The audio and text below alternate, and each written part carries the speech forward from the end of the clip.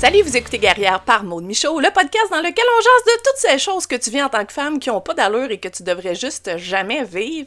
Et aujourd'hui, on va se parler du phénomène des mâles alpha. Et là, je vous le dis d'emblée, mon objectif n'est pas d'insulter quelconque mâle alpha que ce soit. On en parle beaucoup depuis les derniers mois, les couteaux volent très bas et je ne pense pas personnellement que ça l'aide à la cause, que ça nous amène ailleurs, que ça nous permet d'avoir une réflexion saine, donc je n'irai pas là. Vous comprendrez toutefois que je suis fondamentalement contre toutes les valeurs et ce qui est en lien avec ce phénomène-là, pour les raisons qu'on va s'expliquer aujourd'hui. Donc, moi, mon objectif aujourd'hui, c'est qu'on s'explique c'est quoi les mâles alpha, comment ça marche, d'où ça vient, pourquoi ça existe et pourquoi c'est problématique. Pour celles qui n'ont pas forcément suivi l'actualité au cours des derniers mois ou qui sont pas tant sur les réseaux sociaux, les mâles alpha, c'est un phénomène qui, dans les faits, a toujours existé, mais qui gagne en popularité depuis quelques années. Le principe du mâle alpha, c'est un homme qui est fort, qui est viril, qui est puissant, qui est le pourvoyeur de sa famille. On a vu entre autres dans le documentaire Alpha qui est disponible sur Télé-Québec et que je vous recommande fortement, beaucoup d'hommes qui s'entraînaient. La musculation était là au cœur de l'image corporelle des mâles alpha, donc on parle de mâles puissants, virils, bâtis. Au niveau des finances, ces hommes-là sont les pourvoyeurs de la famille. Eux considèrent que c'est leur rôle en tant que mâle de subvenir aux besoins de leur famille. Donc, il va falloir que ce soit des hommes qui aient quand même un bon travail. Et souvent, on va plus loin. Parce que comme ce sont des mâles alpha, ce sont des leaders. Donc, on veut que ce soit des leaders au sein de la famille, mais on veut aussi que ce soit des leaders au travail. Ce qui fait qu'on va beaucoup voir, entre autres, sur le web, d'entrepreneurs, de gens vraiment qui sont au top d'une carrière où ils ont un poste de pouvoir qui va souvent être important pour vraiment bien cadrer avec le concept en question du mâle alpha. Évidemment, vous aurez compris que ce ne sont pas des hommes qui vont se permettre de débordements d'émotions. En fait, oui, probablement quand il s'agit de colère, de courage ou de témérité, mais pas quand il s'agit de sensibilité ou de vulnérabilité non plus. Donc, on voit le picture. C'est un homme fort, puissant, viril, responsable de sa famille, des besoins de sa famille, protecteur de sa famille aussi, un homme qui ne flanche jamais, qui reste bien droit, même dans un ouragan. C'est ça qu'on cherche là, comme modèle, et ce qu'ils prétendent d'emblée, c'est qu'ils sont faits pour ça. Pour eux, les hommes seraient biologiquement programmés pour jouer ce rôle spécifique-là. En parallèle, ils considèrent que la femme, elle, doit rester à la maison. Et là, je fais une parenthèse importante parce que quand il est question de ce phénomène-là, il y a souvent des gens qui m'écrivent quand j'en parle, des femmes qui ont fait le choix de rester à la maison puis qui disent « Moi, quand tu parles de ce sujet-là, je me sens critiquée dans mon choix de rester à la maison. » C'est vraiment important de faire la nuance. Moi, j'ai aucun problème avec des femmes qui font le choix de rester à la maison, avec ou sans enfants. C'est une décision individuelle, c'est une décision de couple. Parfois aussi, il n'y a aucun problème avec ça. Le problème dans le phénomène des mâles alpha, c'est que pour eux, ce n'est pas un choix. La place de la femme est à la maison.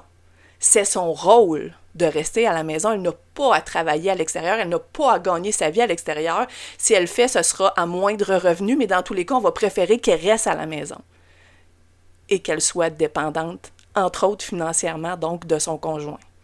Et c'est ça le principal problème par rapport aux droits des femmes, la position des femmes dans ce phénomène-là. C'est que ça nous cantonne à un rôle qu'on avait il y a plus de 50 ans et qu'on s'est battu pour sortir de. Donc, la nuance est faite, j'espère que vous la comprenez bien. Il n'est pas question du choix individuel de rester à la maison, mais de ce concept, cette idée globale que le rôle des femmes est de rester à la maison.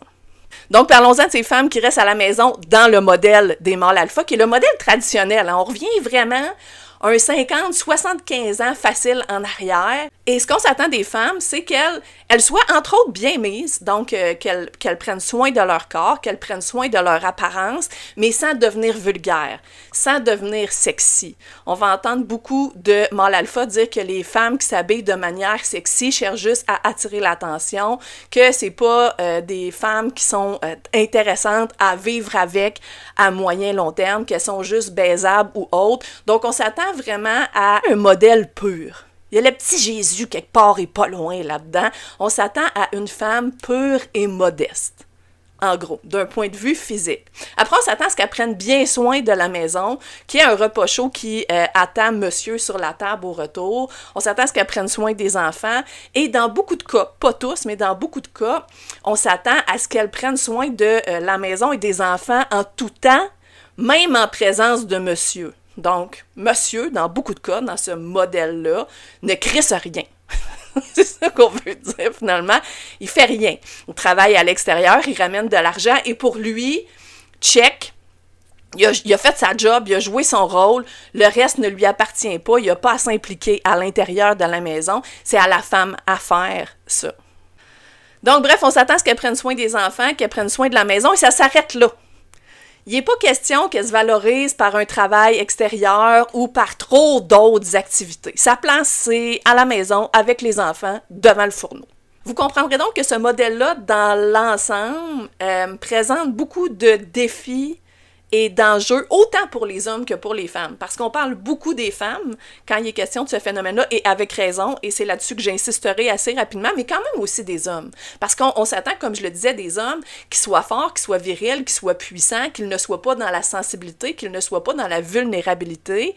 Et c'est très problématique, parce qu'on sait que depuis la nuit des temps, on demande aux hommes, par exemple, de ne pas pleurer, de ne pas exprimer leur sensibilité, et on remarque que ça cause toutes sortes de problèmes, une détresse psychologique, une détresse émotionnelle, des troubles, des problèmes de communication dans le couple, avec les autres aussi, et on sait que les émotions qu'on n'expose pas explosent à un moment ou à un autre. Ils explosent à l'intérieur ou ils explosent à l'extérieur, mais d'une manière ou d'une autre, ça ne peut pas fonctionner. Donc, demander d'emblée aux hommes de ne surtout pas montrer de signes de faiblesse, pour moi, c'est un très, très gros red flag en partant. Au même titre que de leur demander d'être le seul pourvoyeur de la famille. Ça me fait penser ça à Julien Bournival. Pour celles qui ont écouté l'épisode de Tout le monde en parle où il était présent, ou Alpha, le documentaire qui est disponible sur Télé-Québec. Julien Bournival, bon, là, lui, il a une entreprise, il était ici au Québec, mais là, il a déménagé en Floride, puis là, il a une entreprise de thermopompe, et là, il subvient aux besoins de sa famille, il a une grosse maison, et là, il a un enfant, un deuxième en route, si je me trompe pas aussi, et il est venu parler à Tout le monde en parle, exprimer son point de vue par rapport à ce mode de vie-là, sa façon de voir les choses. Puis quelques jours plus tard, on a appris qu'en fait, ce gars-là est endetté jusqu'au cou, potentiellement de millions de dollars. Et je veux pas me servir de ce fait d'actualité-là pour rire de lui. En aucun cas, je trouve pas que c'est constructif. Mais qu'est-ce que ça nous dit à propos de ce que s'imposent ces hommes-là?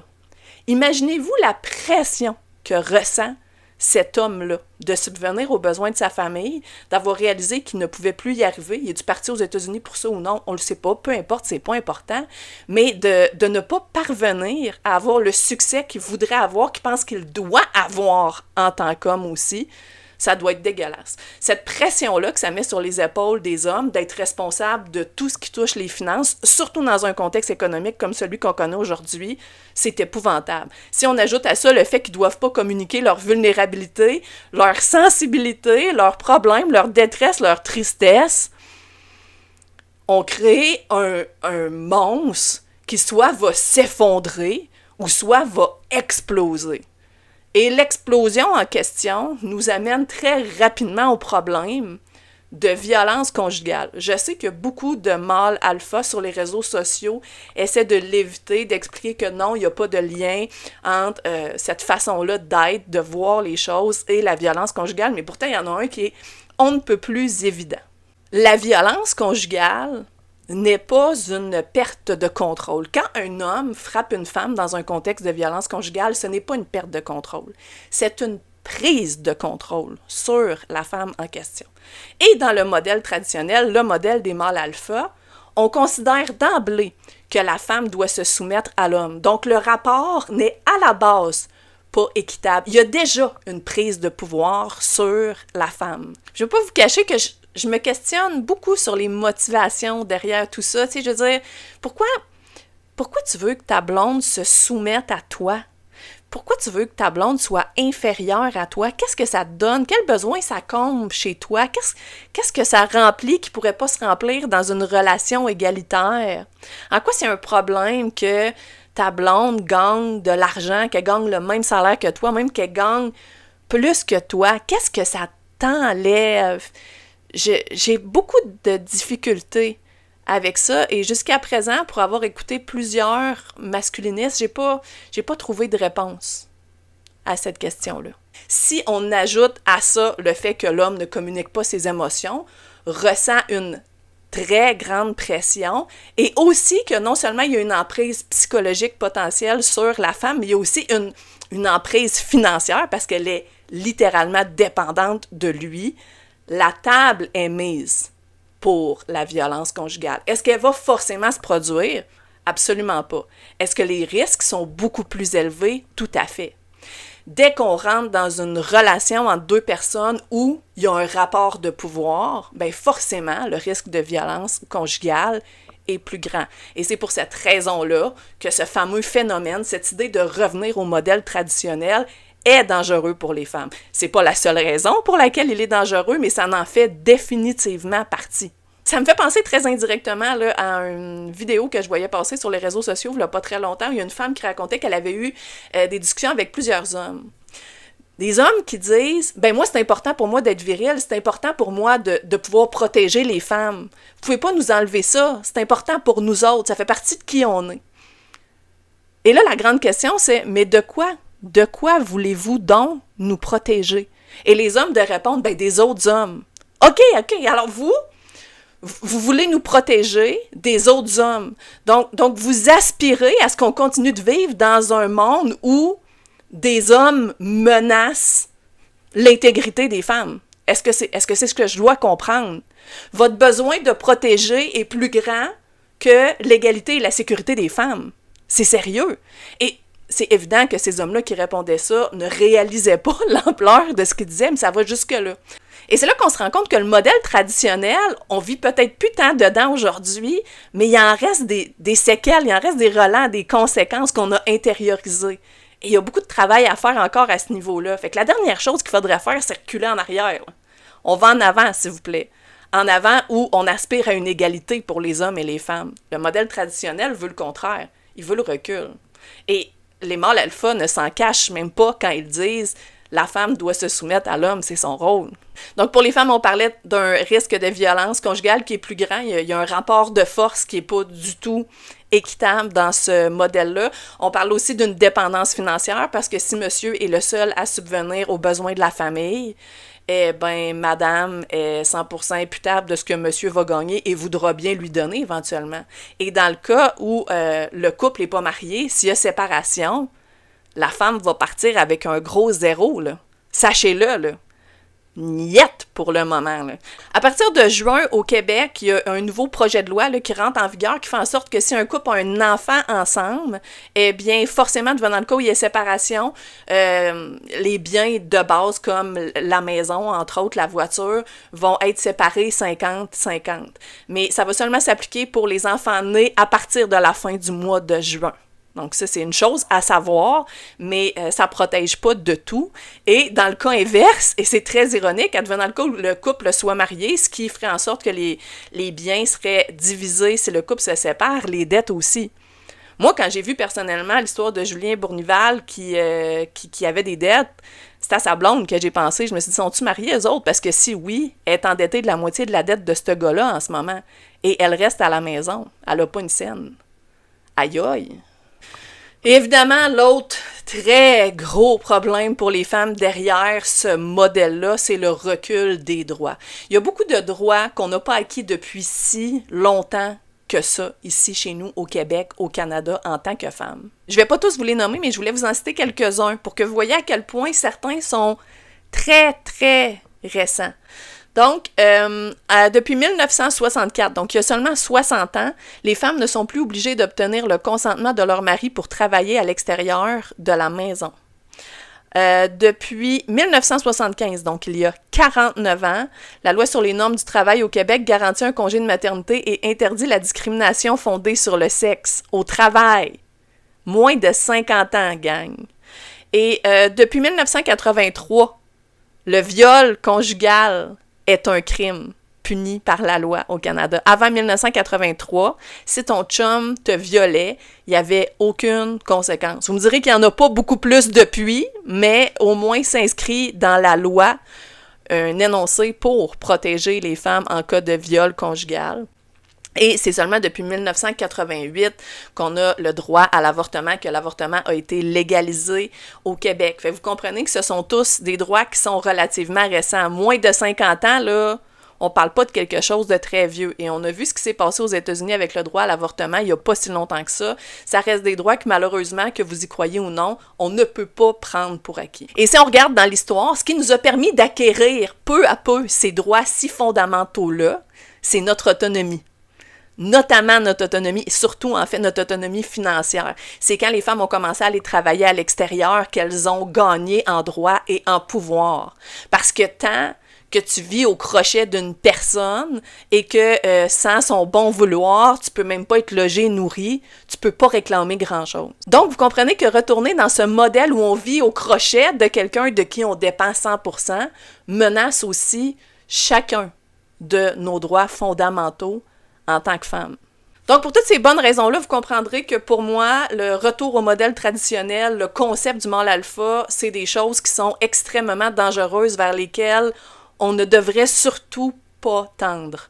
La raison pour laquelle ce type de mouvement-là gagne en popularité présentement, ben c'est entre autres le fait que les hommes cherchent un peu à se redéfinir. Tu sais, reste qu'il n'y a pas si longtemps que ça, on demandait aux hommes d'être ces fameux mâles alpha, d'être les pourvoyeurs virils. C'est du moins ce qui a toujours été attendu d'eux dans notre société. C'est quand même très récent, plus tant que ça, mais quand même, qu'on leur demande de s'impliquer à la maison, qu'on leur demande d'exprimer leurs émotions, qu'on leur demande de communiquer. Et je crois qu'à l'heure actuelle, il y a beaucoup de garçons et d'hommes qui ont de la misère à comprendre qui ils doivent être et ce qu'ils doivent faire pour être un homme.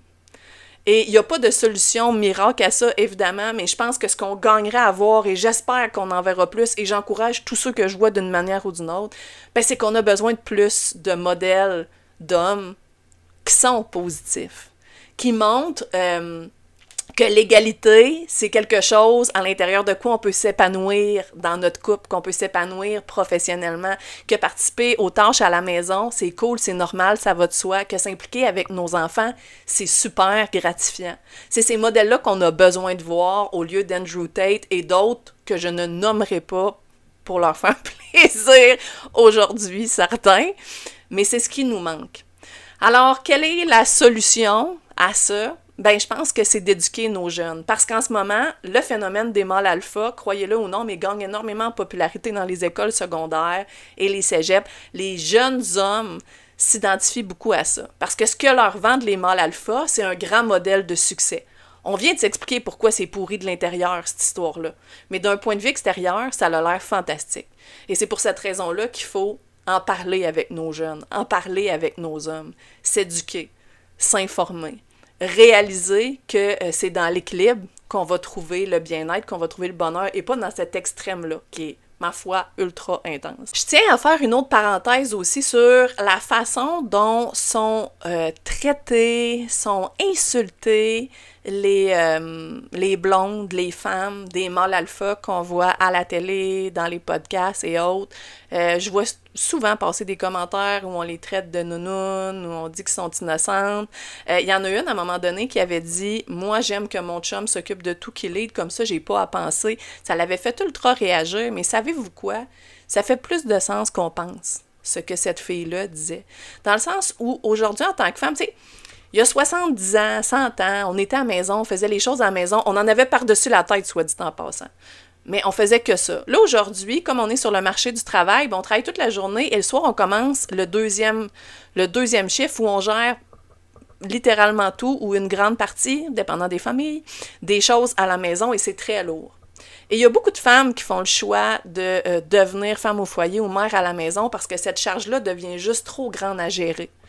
Et on peut-tu leur en vouloir? Et c'est là où cette fille qui disait « Moi, ça me permet de ne pas penser, je peux comprendre. » Honnêtement, j'ai déjà pensé, moi, tout lâcher, puis à me dire « Hey, tu sais quoi, je pense que je vais vivre au crochet de mon chum, je suis fatiguée, ça va être plus facile. » Et je pense que c'est ce qui pousse beaucoup de femmes dans cette direction-là, et j'ai plein d'empathie et de sympathie pour elles, parce que je comprends. Personnellement, je crois toutefois que la solution au fait qu'on est si submergé, c'est un meilleur partage de tâches, c'est un meilleur partage de la charge mentale. Après ça, est-ce qu'on peut faire le choix individuel de dire « moi, je préfère être à la maison, je vais me sentir mieux », ben oui, absolument, absolument. Mais bref, je tenais à faire cette parenthèse-là parce que c'est quelque chose que j'entends souvent puis je suis tannée de voir passer. Ne jugeons pas le choix des femmes de rester à la maison. Chacune a le droit de faire le choix qu'elle veut et c'est le principe du féminisme. De permettre à chacune de vivre sa vie telle qu'elle l'entend. Si une femme a décidé qu'elle voulait rester chez eux, crissez-y à paix. Est-ce que ça l'empêche forcément de se sentir bien, de s'épanouir, de se réaliser? Pas du tout. C'est son choix personnel à elle. Je ferme la parenthèse. Donc voilà, il y aurait extrêmement long à dire sur le sujet, mais mon objectif c'était vraiment de faire un topo pour que tout le monde puisse se faire une tête sur ce que c'est et ce qu'on attend des hommes et des femmes dans ce fameux modèle-là pour comprendre en bout de ligne pourquoi on veut pas, surtout pas aller là. C'est ce qui complète cet épisode sur le phénomène des mâles alpha. J'espère que vous avez aimé. Si vous avez des questions ou des commentaires, n'hésitez pas à m'écrire. Ça me fait toujours plaisir d'échanger avec vous. Sinon, je vous invite à vous abonner à mon compte YouTube et Spotify pour ne rien manquer. C'est ce qui complète la saison 1 de Guerrière. Je serai de retour lundi, le 7 avril pour une deuxième saison de 8 épisodes. Entre-temps, je vous invite à aller écouter les épisodes que vous n'avez peut-être pas eu le temps d'écouter jusqu'ici et je vous dis à très bientôt!